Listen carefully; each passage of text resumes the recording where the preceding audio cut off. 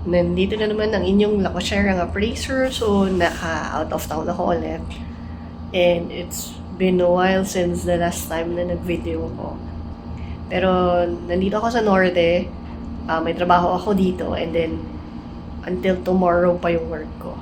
Kakatapos ko lang mag-inspect. And then, bumalik lang ako ng hotel kasi freshen up ako kasi sobrang init. Pero, I'm not feeling well.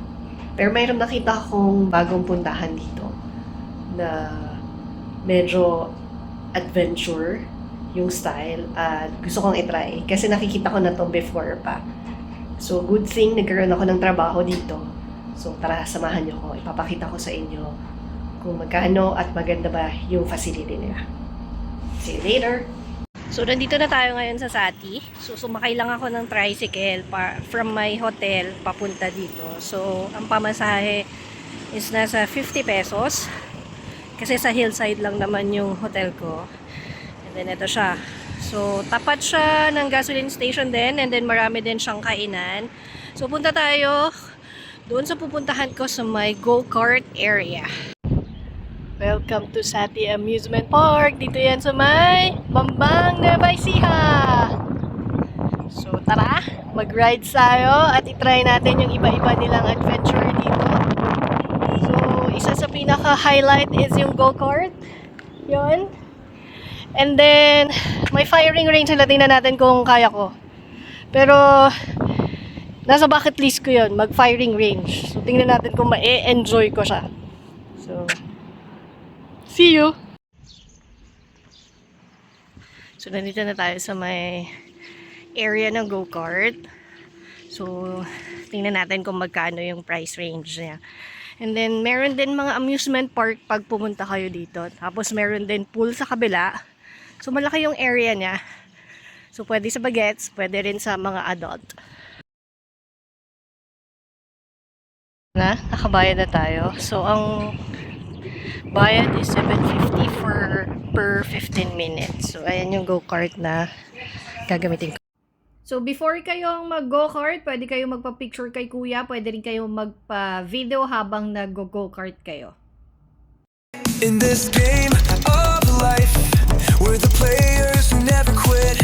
With every failure and setback, we just gotta persist. We're the creators, the innovators, ready to ignite, our energy's electric. We won't go down without a fight.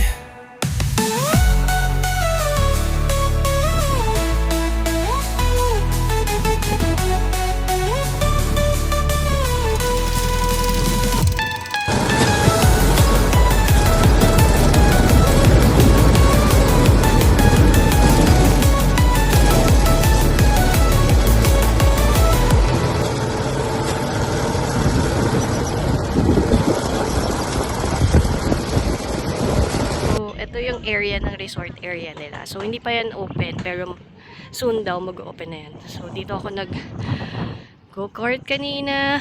Yan. And then, may mga mini amusement park dito. So, ayan, may mga nagpa-bike.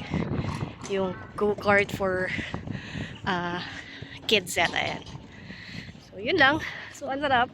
15 minutes. So, 15 minutes, 750. Not bad. Kasi, yung sa may SM North, I think 1,200 yung binayaran ko last time. At ito, outdoor talaga. Yun kasi indoor.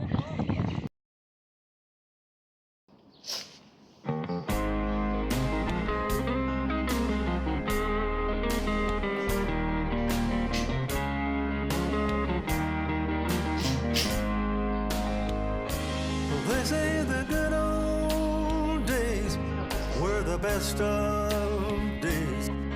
Those times were fun. You were my loving one.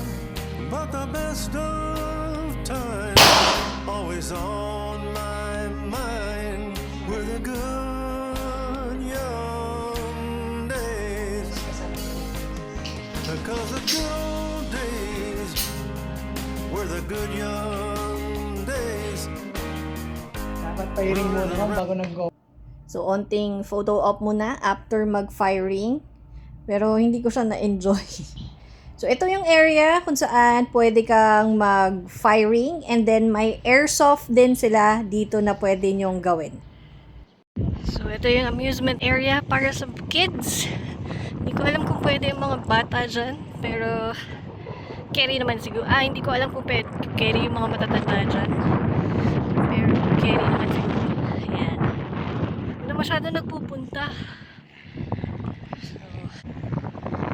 Tapos ko lang mag-firing range. Hindi ko talaga siya na-enjoy. 15 bullets, pero ilan lang yung naubos ko. I think 6 or 7. Hindi lahat na-enjoy mo rin. At isa lang. So hanggang sa muli, ito ang inyong Lakwatsera nga Appraiser na walang sawang magpapakita sa inyo ng mga kakaibang lugar dito man sa Pilipinas at sa panig na mundo. Please like, share, and subscribe to my YouTube channels. See you to my next adventure. Paalam!